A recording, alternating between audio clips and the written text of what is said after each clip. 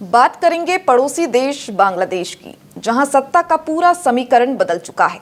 17 साल के लंबे इंतजार के बाद तारिक रहमान की वापसी हो गई है। 300 में से लगभग 206 सीटें जीतकर बीएनपी ने अपनी धाक जमा ली है। प्रधानमंत्री नरेंद्र मोदी ने फोन पर तारिक रहमान को बधाई तो दे दी है, लेकिन क्या इस बधाई के पीछे रिश्तों की वो पुरानी मिठास लौट पाएगी या फिर भारत के लिए नई परेशानियां शुरू होने वाली हैं?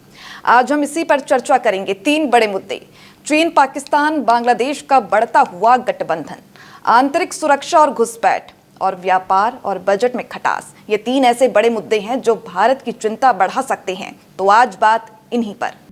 शेख हसीना के दौर में भारत निश्चिंत था, क्योंकि उन्होंने पाकिस्तान से दूरी बना रखी थी।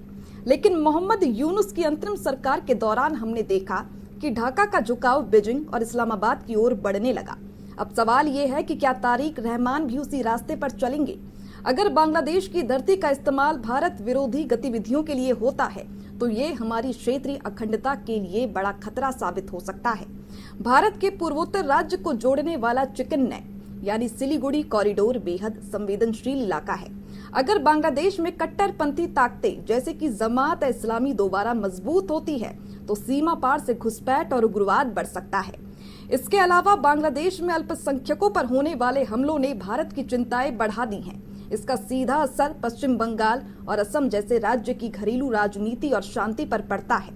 भारत और बांग्लादेश के बीच 10 अरब डॉलर से ज्यादा का कारोबार होता है। भारत वहां की गारमेंट इंडस्ट्री को 80% से ज्यादा कच्चा कपास देता है।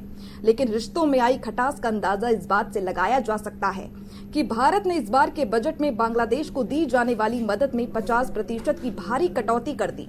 ये कटौती साफ इशारा है कि भारत जो है अब फूक फूक कर कदम रख रहा है। हालांकि तारिक रहमान ने वादा किया है कि वो बांग्लादेश फर्स्ट की नीति अपनाएंगे और भारत के हितों का सम्मान करेंगे। लेकिन क्या ये सिर्फ चुनावी वादे हैं या हकीकत? ये तो आने वाला वक्त ही बताएगा। फिलहाल भारत के लिए ये वेट एंड वॉच की स्थिति है। आपको क्या लगता है कि क्या तारिक रहमान के आने से भारत बांग्लादेश के रिश्ते फिर से पटरी पर लौटेंगे? अपनी राय हमें कमेंट बॉक्स में जरूर बताएं और इसी के साथ देखते रहें भारत अपडेट।